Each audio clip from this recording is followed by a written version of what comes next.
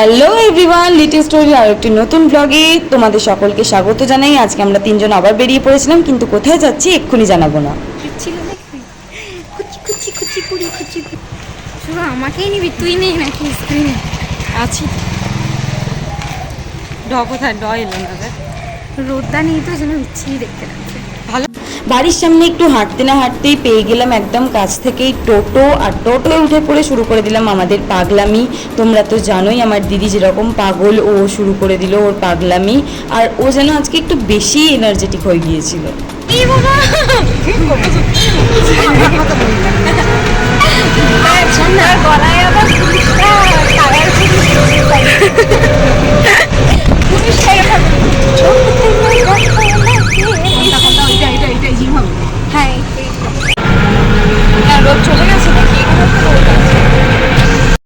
আজকের ওয়েদারটা এতটাই এনার্জেটিক আর এতটাই সুন্দর ছিল যে তোমাদের কি বলবো, পুরো শরৎকালের আকাশ দেখতে তো খুব সুন্দর লাগছিল। আর এতটাই এনার্জেটিক ওয়েদার দেখে আমরাও ফুল এনার্জি নিয়ে এগিয়ে গেলাম আমাদের গন্তব্যের দিকে। দেখাই যাচ্ছে না আমাদের, দেখা যাচ্ছে, দেখ চলে গেল, কিছু তো দেখাই যাচ্ছে না, আমি কিছু দেখতে পাচ্ছি না। পরে দেখি। দূর থেকে একটা বাস দাঁড়িয়ে থাকতে দেখে আমরা দৌড়ে গিয়ে বাসটায় উঠে দেখি বাসের সিটগুলো পুরো ফাঁকা, একটাও মানুষ ছিল না সেখানে, শুধু কন্ডাক্টর, ড্রাইভার আর আমরা। এই রকম ফাঁকা বাস আমি লাইফে ফার্স্ট টাইম দেখেছি।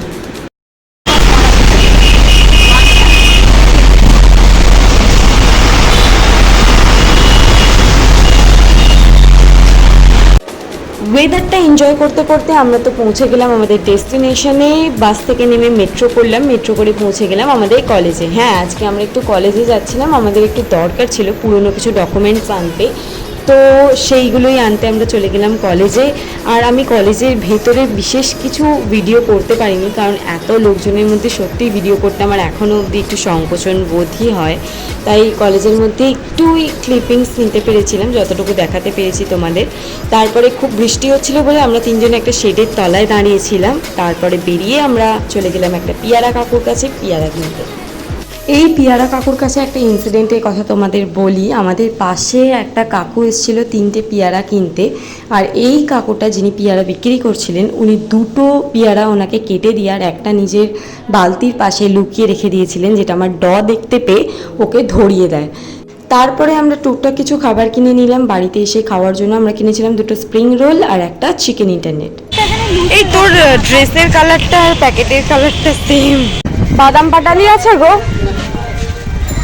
নেই, তাহলে বাদাম ভাজা দাও। চুনি, কি বলতে চাইছিস বল?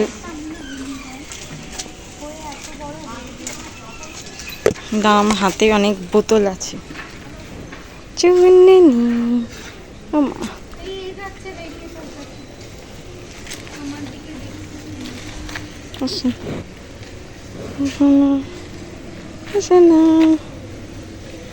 বাবা, বাড়ি ফিরেই তো আমরা খেতে বসে গেলাম। আর নকাকাও কাছ থেকে এনেছিল আমাদের জন্য 4খানা পিৎজার বক্স।